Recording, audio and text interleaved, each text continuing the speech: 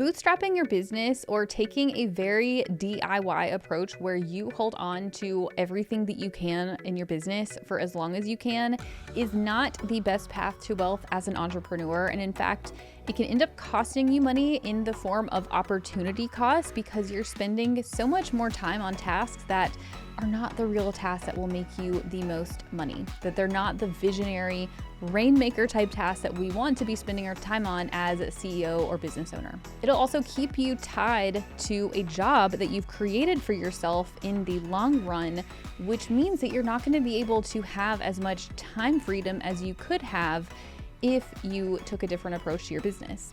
So today I'm going to talk about one of my favorite team leadership principles that you can use to stop feeling like you need to hang on to every little task in your business, ultimately training your team to deliver with as high or even better quality that you can, so that you can step out of the day-to-day and have more freedom and to be the visionary for your business.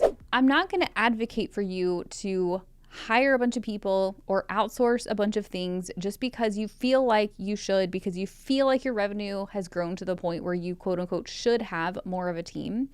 Because I find that hiring people, bringing on team members without a solid plan in place for how they're actually going to help you make more money is a recipe for overhiring, overpaying, and low profitability. But I really want you to understand how the bootstrapping or DIY mentality is actually more risky than you realize. So you probably have realized by now that I like to tell client stories. I thought about a client that I had probably about a year and a half ago. She had a multi-location business with probably 20 team members who were doing 95% of the client delivery for her, which was amazing. But she was still holding on to the entire sales process. She had a business model that required her to do a lot more sales. And so she had a higher volume business model, and her offers were not necessarily, in most cases, going to be like a long-term monthly recurring revenue type offer. So she had to do a lot of sales calls. And a lot of her clients preferred to have sales calls on nights and weekends because they were working full-time or they were moms and they needed to wait until they were off work and kids were in bed. And so this business owner, the client of mine, she had kids, and so she was giving up her time with her kids on the nights and weekends to be available for sales calls because she felt like that's what she had to do or should do, quote unquote. And that if she wasn't available at all hours of the day for sales calls, that her business would go under, she'd stop making sales, she wouldn't be able to keep her team busy, so on and so forth. Little bit of a spiral going on. But ultimately she realized that this was a risky way to run her business because she was the bottleneck for her entire sales process. So what happened when kids were sick or school got shut down or she was sick or she wanted to go on vacation, right? Then her sales would completely come to a grinding halt and her cash flow would tank because she was the bottleneck.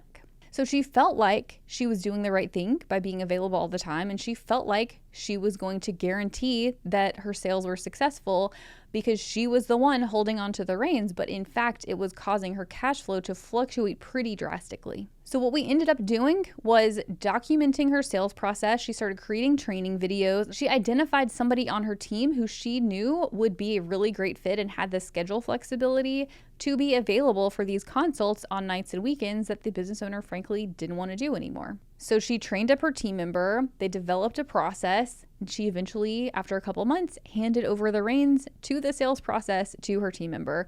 And the business owner ended up just helping with some reviews, monitoring of the process, and then with reviewing the quotes before they went to clients or potential clients. So this is where we want to work for your business, so that you are not the one who is the bottleneck for any of your processes. And actually, I don't want anybody to be the bottleneck. I don't want you to be the bottleneck. I don't want any of your team members to be the bottleneck, because when the whole process relies on one person, that is a single point of failure, that if that goes down, it's going to be really difficult. It's going to cause a hard time for your business.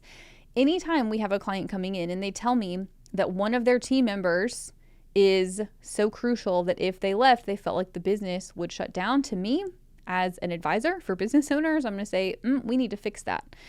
Yes, I want to keep them. Yes, keep them happy, keep them around, etc. But your business should not rely on a single point of failure. And whether that single point of failure is you, a team member, a system, whatever it is.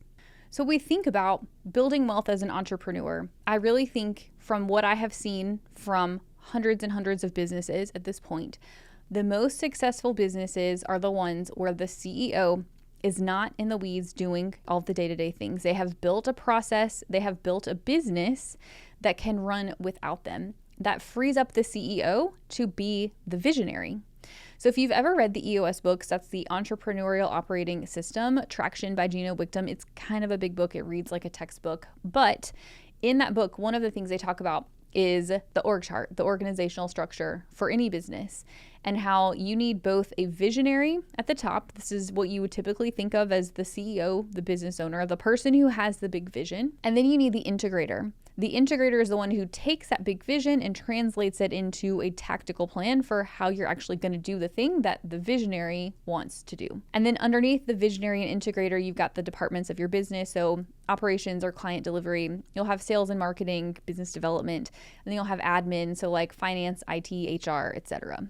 If you are supposed to be the visionary, but you are playing all the other roles, you're not being the visionary, because you're taking your time, or you're supposed to be doing the needle mover tasks, the strategic stuff, the rainmaker tasks, the things that will bring in the money and make your business successful. You're spending your time on other things that you could train other people to do.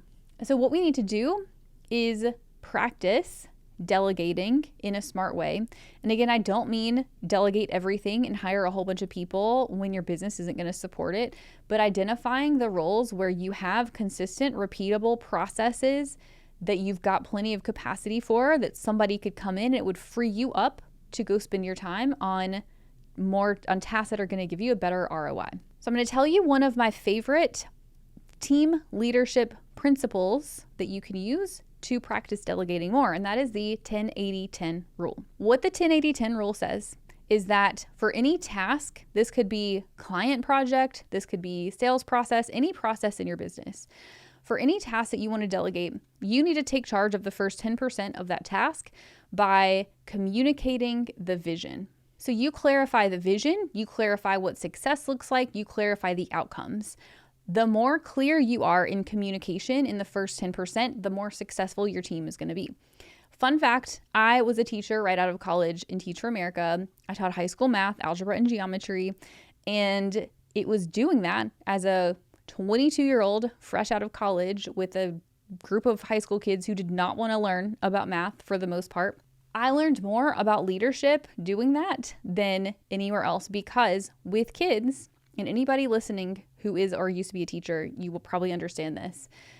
You cannot expect kids to follow through with unspoken expectations because they are not mind readers. The same goes for any other relationship that you have, whether it's your husband, your kids, your employees, whoever it is. Clear communication is required for them to be able to successfully meet your expectations. So that is what the first 10% of the 10-80-10 rule says. Then the middle 80% is where your team is going to go off and do the thing. They do the work, they run it without your involvement, micromanaging every little bit. You can check on their progress, help address issues as they're coming up, but they really run with the 80% of the work.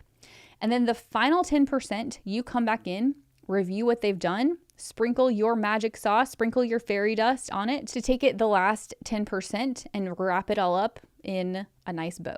The more you practice the 10-80-10 rule and allowing your team the flexibility to manage that middle 80%, the better they are going to get at running the processes in your business without you being there. To the point where eventually, and I have gotten here with a lot of the processes in my own business, but eventually you don't even have to do the first or last 10%. You can slot another team member in to take care of the first and last 10% because you have such well-defined systems and processes. So the more time that you spend doing the 80%, the less time you have to be the visionary, to train your team, and to do the tasks that are really going to scale your business up and increase your profitability.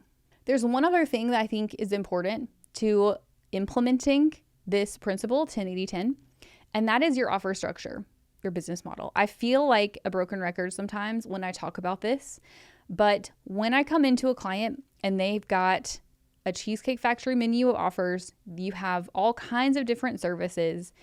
When you don't have clarity in who you serve the best and how you serve them and how to get your clients the results that they want, it is going to be next to impossible for your team to be able to deliver on that middle 80% in a way that is profitable, because they're going to be pulled in a bunch of different directions. They're not going to get enough reps in to get really good, skilled at doing the thing that you want to do, that you want to focus on. They're not going to have as much clarity on what success looks like for the business or for your clients.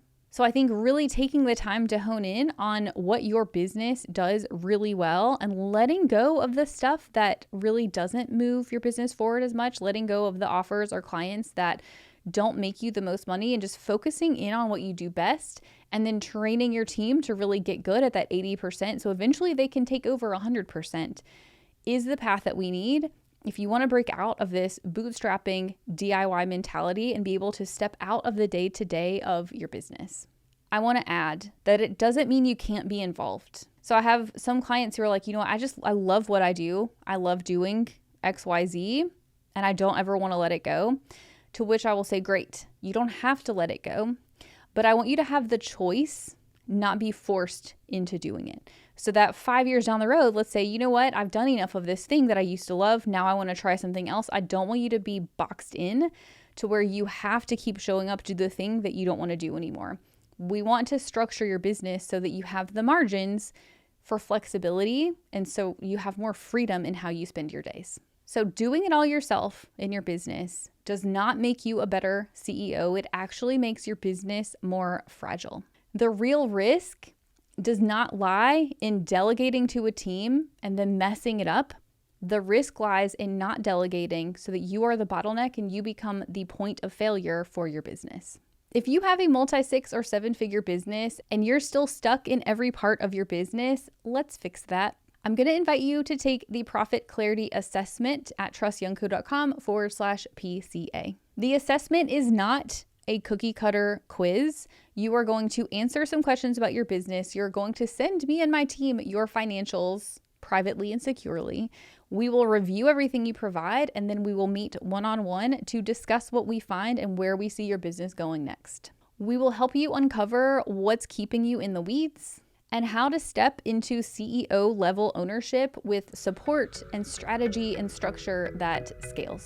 All right, so that is all I've got for y'all this week, and I'll see you back next time.